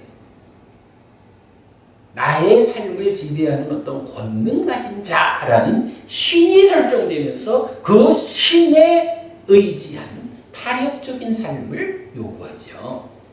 그런데 이제 진리라는 측면에서 정말로 나란 존재는 무엇고 삶은 세상은 무엇일까라고 사실의 측면으로 접근해 보면 이거는 허구죠. 그래서 이런 설정 위에서 이끌리는 종교 1 부류는 허구의 성과를 가져와요. 참일까 거짓일까 이렇게 말할 때는 거짓이다. 거짓에 속한다. 이렇게 봐야 되죠. 그런가 하면 종교 2번 여기는 아무런 설정이 없어요. 그래서 완전한 지화견 존재에 대해서 세상에 대해서 완전히 알고 보는 거예요. 완전히 알고 보기 위한 과정으로 정등감 완전한 깨달음을 성취한 자에 의해서 안내되는 길과 실천이 있어요. 이렇게 아무것도 설정하지 않은 상태에서 완전한 지화견을 이끄는 종교는 불교가 있죠. 이 불교라는 종교 2의 부류는 특징이 있어요. 이해하기 어려워요. 근데 이게 사실은 불교가 어려워서 이해하기 어려운 게 아니에요. 그 부분이 이게 중요한 포인트거든. 어려운 거는 삶이요. 삶이 비유하자면 대학 수준의 시험 문제가 있다. 그런데 문제는 대학생을 위해서 제시된 문제인데 이거를 초등학생 수준의 공부를 통해 가지고 그거 풀어봐 이러면 안 풀려요. 초등학생이 볼 때는 우와 어려워 이런 거지 뭐. 그런데 실제로 이 문제를 풀자라고 하면 어떻게 되나요? 그 문제에 상관없이 나는 그냥 초등학생 수준으로 지금 편하면 돼. 이렇게 접근하면 경우가 다르고 야 어쨌든 문제가 저기 있다면 내가 풀어야지 라고 접근한다면 방법은 하나예요. 내가 열심히 공부를 해가지고 내 공부 수준을 문제의 수준까지 끌어올려야 되는 거예요. 자, 우리가 어렵다라고 하는 거 불교가 어려울까? 아닙니다. 삶이 어려워요. 그 어려운 삶의 문제를 풀으려면 내가 스스로 문제의 수준까지 나를 향상해야 되는 거예요. 스스로 학습되어야 되는 거예요. 거기에 문제의 수준에 걸맞게 올라가 있는 가르침이 불교야. 문제를 풀자라는 입장에서는 어려운 것은 삶이라는 문제고 이 문제를 풀기 위한 유일한 방법, 가장 쉬운 방법이 뭐냐? 불교예요. 다만 그 레벨까지 나의 노력이 필요해. 이거는 현실인 거예요. 우리 삶의 현실이 그런 거기 때문에 어쩔 수 없어. 내가 중생으로 살아가는 지난 삶의 과정을 중생이라는 그 수준으로 누적해 왔기 때문에 생겨있는 문제인 거예요. 불교 어렵다라고 가시눈을 뜰 필요가 없어요. 오직 불교만이 유일한 해결책이다. 그래서 가장 쉬운 길이다. 내가 부처님 가르침을 이해할 수 있도록 나의 공부를 향상하자. 이게 불교 신자의 길이죠. 자, 그래서 이렇게 이제 이해하기 어렵다라는 특징이 있지만, 이 종교는 자력적인 삶이에요. 어떤 신이라고 하는 권능 가진 자를 설정한 타력적인 삶이 아니고 오직 행위가 가지는 과화고의 법칙성에 따라서 내가 어떤 행위를 해서 어떤 과화고를 가져올 것인가 라고 스스로의 삶의 과정, 나의 업의 주인으로서 삶을 살아내는 자력적인 종교다 라는 것이 가장 큰 특징이죠. 그랬을 때 이러한 삶은 어떠할까 하니 실제적인 성과를 가져와요. 왜냐하면 삶에 대한 완전한 지화견, 어떤 것도 설정하지 않고 그러니까 존재와 삶과 세상에 대한 완전한 지화견에 의거해서 제시된 길을 실천하는 거기 때문에 여기에서는 실제적인 성과가 확보된다라는 거죠. 참일까 거짓일까 하는 측면에서 이 종교, 즉 불교는 참이다. 이렇게 설명할 수 있겠죠. 종교가 무엇일까라고 하는 데서 우리가 두 가지 측면을 보았는데 이런 종교 1, 2번 좀 더 구체적으로 말하면 불교와 불교 아닌 유일신이 설정된 다른 종교들 이렇게 구분할 때 표면에서는 뭐다 유사하겠지만 내면의 영역, 삶의 본질적인 영역에서는 이런 차이를 보여준다라는 거 말할 수 있고요. 자, 다시 넘어가면 이 두 번째 그림은 아산과 무아산으로 이해하는 세상이라서 이거 제가 참 아주 중요하고 즐겨서 설명하는 내용인데 오늘은 시간 다 됐으니까 설명하지 않겠습니다. 다만 이런 이야기예요. 아까 우리 번님께서 그러셨거든요. 어디로 가나 그러니까 어떤 종교를 믿으나 목적점은 하나다 이렇게 말했죠. 근데 제가 그게 아닙니다. 사람들은 그렇게 말해요. 고모부니 우리 산이 있잖아요. 하나의 산이 있을 때 산을 올라가는 길은 여러 군데가 있잖아요.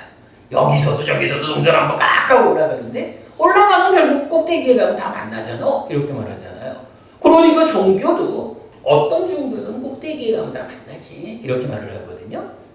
그런데 제가 너 세상에 없던 말을 하나 만들어냈어. 사실은 산이 달라. 산이 달라. 아트만이라고 하는 자아라고 하는 참된 것이라는 것을 설정하고 설명하는 삶을 설명하는 종교들을 아의 산이다라고 하는 하나의 산이라고 얘기를 하자면 불교는 그 아의 산 뒤에 사실은 아무것도 설정되는 것이 없어. 삶이라는 것은 이렇게 참된 것이 아니요. 악드만 자아 그런 거 아니요. 생겨나는 것이요. 무아요. 이렇게 말하는 설정된 것 위에 있는 아의 산과는 아의 산 자체가 다른 무아의 산이란 또 다른 산이 있는 거예요.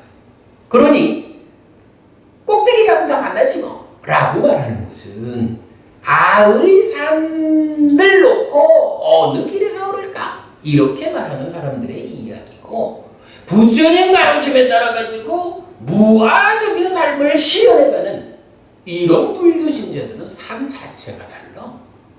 산 꼭대기 올라가봐 만나지나 산이 다른데 불교가 가지는 특별함이고 불교 신자가 가지는 자부심이지요. 아산과 무아산. 그러니까 이거 좀 뒤에 한번 제가 소개할 때가 있을 거고요. 자, 마지막 한 가지 보겠습니다. 제가 우리 이제 새 출발 법회에서 어떻게 불교 신자가 되는가? 3기의 불교 신자의 삶의 기준은 무엇인가? 5계를 지니고 살아가는 삶. 불교 신자의 신행의 틀은 무엇인가? 3기의로서 불교 신자가 되고 그러니까 열애의 깨달음을 믿는다라는 믿음 위에서 5계와 보시라는 제가 신자의 삶의 향상을 위한 테크닉의 두 축에다가 지혜라고 하는 더 높은 삶을 이끄는 이런 틀을 이야기하다 말고 왜 갑자기 종교는 무엇일까라는 주제를 설명할까라는 부분을 보아야 합니다. 종교가 방금 말씀드린 이런 나는 누굴까? 나의 삶은 무엇일까? 세상은 무엇일까? 라는 이 주제에 대한 해답이다 라고 이해할 때 이제 우리가 불교를 보는 커다란 눈이 하나 생겨나요. 자, 이 그림 보면 왼쪽 육사회도 부분 일단 좀 덮어두고 오른쪽에 불교 이랬어요. 불교를 사실은 새 출발법에 출발하는 사람들을 위해 가지고 제가 경전의 일부를 정리한 내용이에요. 요 보면 가운데 무아라는 게 있죠. 무아라는 요건 뭔가요? 오늘 계속 말씀드리는 생겨나는 거. 그 얘기죠. 존재에 대한 문제야. 이러한 무아라고 하는 틀 위에서 부처님 가르침이 어떤 토대를 가지고 있더라라는 것을 경을 통해서 볼 수 있어요. 뒤에 상세히 말하기로 하고 오늘은 시간이 넘어가서 결론만 말하자면 부처님이 법을 설하는데 이 가르침은 어떤 토대 위에 있느냐라고 할 때 첫째, 업이라는 토대 위에 있어요. 업, 뭐죠? 행위죠. 다른 법교에서도 말했지만 불교 한마디로 말하면 무엇입니까? 불교는 행위입니다. 행위의 뿌리에 마음이 있고 행위의 기준이 발음이고 행위의 완성이 깨달음이고 행위의 지향이 행복입니다. 바른 마음으로 완전한 행복을 실현하는 것이 불교입니다. 라고 해서 불교의 중심은 그러니까 불교를 한마디로 말하면 행위라고 정의할 수 있었죠. 바로 부처님 가르침은 이런 우리 삶이라는 거 내가 몸과 말과 마음으로 어떤 행위를 하느냐 어떤 업을 짓느냐 라고 하는 업이라는 것 위에서 부처님 가르침은 설해지고 있다. 이 업을 어떻게 지어가지고 고멸을 실현할까 그런 얘기가 되겠죠. 그러면서 이제 가르침의 두 번째 토대가 있어요. 끼리야라고 요 저기 철자 틀렸네요. KIRIYA예요. 죄송합니다. S가 쓰였네. 끼리야라고 하는 요 말을 저는 이제 이거를 결실 있음 이렇게 번역을 하고 있어요. 요 끼리야라고 하는 말이 뭐냐 하면 우리가 일단은 이제 삶이라는 게 업이잖아요. 이 업 행위를 하면 이 행위가 행위는 행위하고 끝나는 거지 뭐 이런 게 아니라는 거예요. 내가 어떤 삶을 사느냐 어떤 행위를 하느냐에 따라서 이 행위에 뒤따르는 결실이 있고 그 결실이라는 것이 또한 다른 조건들과 어울려 가지고 나에게 경험된다 이렇게 말하는 거예요. 행위라는 것이 업이고 결실이 과고 내가 경험한다라는 것을 보라고 말하거든요. 그래서 우리가 행위를 잘 지어야 하는 이유가 뭔가요? 어떤 행위든 내가 하면 그 행위의 과와 보가 뒤따르거든요. 내가 좋은 결실을 맺어가지고 행복을 경험해야겠다라고 한다면 다른 방법이 없는 거예요. 행복을 결실 맺는 업을 지어야 되는 거예요. 요게 끼리야 결실이슴. 업에는 과와 보가 따른다라고 하는 요것이 업에 이어지는 부처님 가르침의 두 번째 토대다. 그리고 세 번째는 노력이에요. 팔정도에서 말하는 정진이죠. 요건 뭐냐 하면 자 이렇게 삶이라는 것이 가르침은 행위, 업을 토대로 하고 그 업에는 결실이 있다, 끼리야 이래야 되는데 결실이 있다라는 것만 가지고 우리 삶을 이끌 수는 없어요. 그대가 행복하고 싶은가? 이 부분을 우리가 생각해야 되잖아요. 행복하고 싶은가? 그렇다면 어찌해야 하는가? 행복의 결실을 맺어서 행복을 경험할 수 있는 업을 짓기 위해서는 이제부터 그대가 삶의 향상을 이끄는 바른 길과 실천을 배워서 노력해야 한다. 노력하지 않는 자에게 저절로 떡이 떨어지진 않는다. 라고 해서 여러분 이게 이증을 한대요. 부처님 가르침은요. 업과 결실이 있음과 노력이라는 세 가지 토대 위에 있어요. 어떤 경전이든 이 세 가지의 토대 위에서 그 가르침을 들여다봐야 해요. 자, 이런 가르침 위에서 이제 부처님은 나의 제자들은 세상을 이렇게 보아야 합니다. 라고 바른 견해를 설하거든요. 경에 보면 바른 견해, 정견이죠. 정견, 삼마디티. 굉장히 다양하게 바른 견해가 소개가 되는데 제가 이해하기로는 가장 원초적인 형태의 바른 견해는 디가니까야 23번 빠야시경이라는 경이 있어요. 이 빠야시경에서 제시하는 바른 견해가 가장 원초적이다 라고 이해하고 있어요. 자, 빠야시경의 바른 견해. 첫째, 저 세상은 있다. 저 세상은 있다라는 이게 뭐죠? 세상이라는 것이 죽은 다음에도 있어. 이렇게도 볼 수 있지만 사실은 그 이전에 내가 누구냐?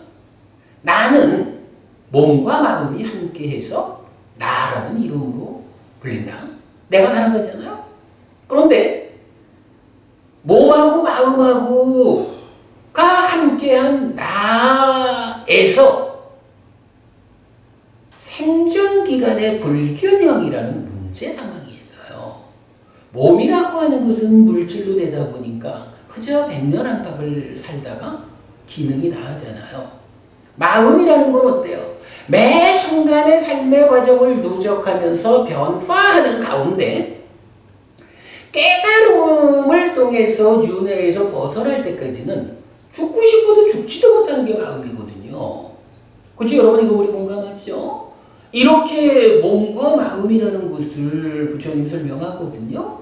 그럴 때 저 세상이 있다라는 이건 뭐냐 하면 세상 사람들은요, 많은 사람들은요, 몸이라는 게 있고 마음이라는 게 있지만 몸과 마음은 다 한 가지지 뭐. 몸이 중심이 되어서 몸으로 사는 동안에 마음이 생겨나서 함께 하다가 몸 죽으면 마음도 끝나고 마는 거지? 라고 마음에 대해서 잘 못 관찰한 사람들이 있는 거예요.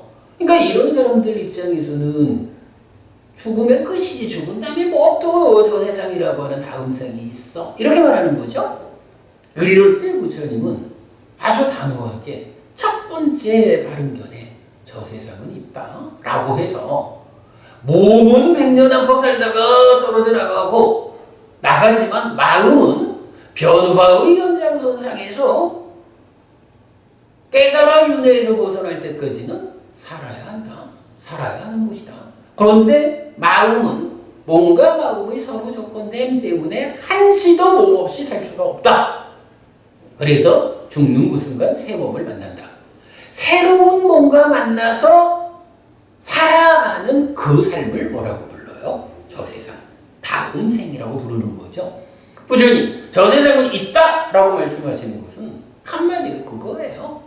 그러니까 나라는 존재에서 몸하고 마음하고가 있는데 이러한 생존 기간의 불균형 때문에 몸이 기능이 다해서 떨어지면 새로운 몸과 만나서 또 살아가야 하는 이러한 나라는 존재의 상황을 설명하는 거예요. 그러니까 말씀하시는 대로 윤회한다. 이렇게 설명하는 거거든요. 윤회한다. 죽으면 태어나야 한다. 이것이 나란 존재의 구성 상태다. 이렇게 말해주는 거예요. 자, 그런 상태에서 두 번째가 화생하는 중생이 있다. 이렇게 말하거든요. 화생이라는 건 뭔가요? 우리 태란습화 사생이라고 말하죠. 그래서 부처님한테 저도 뭐 출가 전에 예불 참 많이 했죠.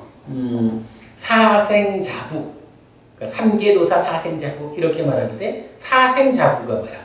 태란습화 사생의 자애로운 아버지 이렇게 되는 거죠. 이럴 때 태란습화를 놓고 사실은 이제 생각해보면 간단해요. 태생, 난생, 습생이라는 거는 이거는 인간이거나 아니면 동물이거나 여기에 속하거든요. 그런데 인간이거나 동물이거나라는 요거는 어떤 의미예요? 따지면 내 눈에 보이는 존재들이야. 내 눈에 보이는 존재들이니까 뭐 태생이 있다, 난생이 있다, 습생이 있다라는 거는 부처님이 알려주지 않아도 우리가 알아. 보면 아닌가. 그런데 테란스파라고 사생을 말하는데 화생이라고 하는 이 존재는 이건 눈에 안 보이잖아요. 눈에 보이지 않는 이 상황에 대해서 이게 있을까 없을까? 우리가 모르는 거예요. 이걸 모를 때에 어떤 방법이 있어요? 여기에서 스승이 필요하다고. 어떤 스승은 자기대로의 삶의 과정을 통해서 모았을 때 죽으면 끝이야. 거기에 화생 이런 게 있어. 라고 말할 수 있어요. 부처님이라는 완전히 깨달은 우리 스승은 깨달은 자의 눈으로 볼 때 화생이라고 불리는 삶의 과정이 있다. 라고 알려주는 거예요. 요거 마치마니까야 12번 사자후의 큰 경에서 사생이 무엇냐? 라는 말씀을 직접 하셔요. 그 사생을 정의하는 가운데 빠야시경, 화생하는 중생은 있다. 빠야시경뿐만 아니야. 우리가 신고의 3업을 말하고 10업을 말할 때 정견에서 다 반복되거든요. 자, 그럴 때 이 화생이 어떻게 설명되냐 하면 지옥, 악귀, 천상 이렇게 나타나거든요. 그러면요, 눈에 보이지 않는 세상으로의 지옥과 악귀와 천상이라는 하늘이라고 하는 이 세 가지 세상이 있다라고. 인간들의 삶의 수준으로는 보아내지 못하지만 잘 공부해서 지혜의 눈을 향상하면 보인다. 보아서 직접 알 수 있다. 나는 보았다라고 부처님이 보아서 알려주시는 거예요. 그럼 그 얘기는 뭔가요? 세상이라는 것이. 자, 첫 번째로 저 세상은 있다 그랬거든요. 몸과 마음의 생존기간의 불균형 때문에 죽으면 또 태어나야 한다고. 근데 태어날 때 어디에 태어날 것인가? 이 부분을 볼 수 있잖아요. 그럴 때 부처님께서 자, 그대가 태어나야 하는 이 세상이 어떻게 구성되느냐? 인간 세상과 짐승 세상이라는 테란습으로 구성되는, 그러니까 테란습생들로 구성된 세상도 있지만 거기에 그대들 눈에는 보이지 않겠지만 지옥이라는 화생, 악귀라는 화생, 하늘 세상이라는 화생이 있다. 그래서 우리가 죽고 태어나는 그 자리는 지옥과 축생과 악귀와 인간과 하늘이라고 하는 5 세상이 있다. 라고 이 세상을 설명해 주는 거야. 저 세상이. 동물들도 그럼 지옥이든 데 떨어집니까? 응? 동물들도. 그럴 수 있겠지. 그럼 동물한테도 영혼이라는 게 있습니까? 당연하죠. 그래요. 근데 이제 그 영혼이라는 표현은 좀 그렇지만 우리가 몸과 마음이라고 하는 식과 명색이라고 하는, 이래서 윤회하는 그 자로서의 마음식이라는 것은 이 식이 윤회한다라고 할 때 중생이라고 부르는 거고, 그 중생의 영역이 지옥, 축생, 악귀, 인간, 천상이 5개가 있다. 이렇게 말하는 거예요. 그래서 저 세상은 있다가 나라는 존재를 설명한다면 화생하는 중생이 있다라는 요 말로 내가 중생으로의 삶을 살아가는 세상은 이렇게 5갈래로 구성되어 있다. 라고 설명해 주는 거예요. 방금 질문하신 부분은 그래요. 짐승들도 지옥에 갈 수 있습니까? 라는 부분은 사실은 짐승의 삶에까지 우리가 관심을 기울일 만큼 여유롭지를 못하죠. 당장, 아니, 잠깐 들어봐. 인간인 나의 삶, 인간으로 살아가는 내 삶의 문제를 해결하기가 우선 더 급하니까 짐승들의 삶에까지 우리가 관심을 많이 안 기울이는 거야. 그런데 만약에 우리 지금처럼 이제 관심이 있어서 질문할 수 있잖아요. 짐승도 지옥 갈 수 있습니까? 라고 하면 어차피 인간들만 죽은 다음에 태어나는 게 아니라고. 짐승도 윤회하는 중생의 영역에 속하잖아. 그러니까 짐승도 죽으면 어딘가 태어나야 돼. 그런데 어디에 태어날까 하는 거는 이제 세 번째 이야기로 넘어갑시다. 자, 바른 견해. 저 세상은 있다, 화생하는 중생은 있다. 해서 나라는 존재를 설명하고 이 존재가 살아가는 세상을 설명했어요. 그리고 남은 세 번째, 바른 견해의 세 번째는 업에는 과와 뭐가 따른다. 요거 가르침의 토대에서 말하는 끼리야, 결실있음의 주제죠. 빠야시경에서도 그렇게 말하는 거예요. 업에는 과와 뭐가 따른다라는 것이 세 번째 바른 견해다. 그럼 이건 뭐예요? 내가 이렇게 몸과 마음의 생존기간에 불균형을 가진 존재이기 때문에 죽으면 또 태어나야 돼. 저 세상에 있어. 태어나는 자리가 어디냐 하니 지옥 갈 수도 있고 짐승으로 태어날 수도 있고 아귀로 태어날 수도 있고 다행스럽게 인간으로도 태어날 수 있고 아주 훌륭하게 하늘에 태어날 수도 있다고. 그런데 그 중에 이제 여기서 우리가 이런 질문을 할 수 있는 거예요. 고법부님 혹시라도 죽은 다음에 지옥 갈 생각은 아니죠? 아니 그게 아니고 사람이 죽으면 저번에 본문할 때 인간으로 사람이 죽으면 동물로도 태어날 수 있다라고 하셨기 때문에 제가 동물에도 영혼이 있는 동물. 그래. 그러니까 이 부분은 설명이 된 거로 하죠. 자, 그러니까 이제 여기서 중요한 문제는 내가 부처님을 만나지 못해서 바른 길과 실천을 배우지 못해서 뭐 그렇다면 뭐 어쩔 수 없겠지. 그냥 자기대로 살다가 잘못 살면 지옥도 가고 짐승으로도 가고 혹시 잘 살면 하늘도 가고 이래야겠지. 근데 부처님 가르침을 만나가지고 향상으로 이끌리는 바른 길과 실천을 배웠단 말이에요. 그러면 우리가 어디에 태어나야 할까? 아니 기본적으로 하늘에 태어나야죠. 최소한 인간으로는 태어나야지. 그러면 그러려면 어찌 해야 하느냐 이거예요. 그러려면 결국은 내가 나라는 존재는 이렇고 내가 태어날 세상이 이런데 내가 하늘에 태어나기 위해서는 아까 말했어요. 노력. 하늘에 태어나기 위해서는 하늘로 이끌린다라는 결실을 가져오는 행위를 해야 되거든.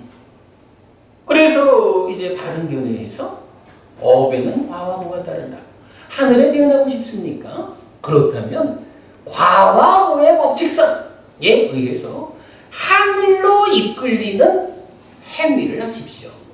하늘로 이끌리도록 삶을 살아내십시오. 이렇게 말하는 거란 말이죠. 그게 바로 바른 견해의 세 번. 업에는 과와 뭐가 따른다. 이렇게 말하는 거예요. 자, 이렇게 이제 놓고 보면 새출발법회의 기본 주제, 우리가 어떻게 불교 신자가 될까? 무엇이 불교 신자의 삶의 기준일까? 어떻게 불교 신자의 신행은 틀을 갖출까? 이런 측면에 대해서 결국 우리가 믿음과 오계와 보시와 지혜라고 하는 이렇게 그 공부를 안내하고 있는데, 그러면 왜 우리가 많은 경전들 가운데 특히 믿음과 오계와 보시 그리고 지혜를 강조하는 공부를 이끌까라는 점이 바로 이렇게 설명이 되는 거예요. 부처님 가르침의 토대가 업과 결실이 있음과 노력이요. 그 토대 위에서 저 세상은 있다, 화생하는 중생은 있다, 업에는 과와 보가 따른다라는 바른 견해로서 삶을 살아가라 하는 것이 기본적인 불교 신자의 삶이라고. 그럴 때 저 세상은 있다, 화생하는 중생이 있다라는 것은 배워 알고 쫓아가면 돼요. 그러면 이제부터 구체적으로 우리가 할 일은 뭐예요? 업에는 과와 보가 따르니까 그렇다면 내가 어떤 업을 지어서 토대가 말하는 노력을 해나갈 때 거기에 행복이라는 승리라는 결실이 맺어져 가지고 내가 행복을 경험할까? 라고 할 때 이제 어떻게라는 방법이 제시돼야 되잖아요. 그 자리에서 부처님은 말씀하시는 거예요. 믿음이 없이는 못 간다. 그러니 열의 깨달음을 믿어라. 그리고 이제부터 공덕이 되는 행복한 결실을 가져오는 업을 가르쳐 주겠다. 그것이 무엇이냐? 오계를 지키는 것이다. 보시하는 것이다. 그리고 수행을 통해서 지혜를 향상하는 일이다. 이렇게 말하는 거거든요. 바로 이런 이유 때문에 우리가 새 출발 법회의 공부 방향을 3기 의리를 통해서 불교 신자가 되었습니다. 이제 부처님의 깨달음을 믿는다라는 믿음에 확고하고 그 위에서 오계와 보시로서 공덕행을 출발하고 지혜로서 더 높은 삶으로 나를 이끕니다. 라는 신행의 틀이 갖추어집니다. 이런 틀 위에서 불교 신자로 우리가 살아봅시다. 이렇게 우리가 공부의 방향을 이끌고 있다라는 겁니다. 이게 좀 너무 길어져서 미안합니다만은 고법분이 우리 조금 시간은 걸렸지만 이 중요한 주제를 공부하고 가는 일은 중요하죠. 자, 여기까지 하겠습니다. 그러면 이제 우리 저 법회의식으로 다시 와서 마지막 장. 자, 법회의식의 마지막 장. 가만 박법부님도 보셨나요? 네. 자, 여기는 제가 빨리어로 읽으면 법부님들은 우리말로 읽겠습니다. 삼마삼부토 바가와 스와카토 바가와타 담모 수파티판노 사와카 상고띠. 세존은 전능하시다. 세존으로부터 법은 잘 설해졌다.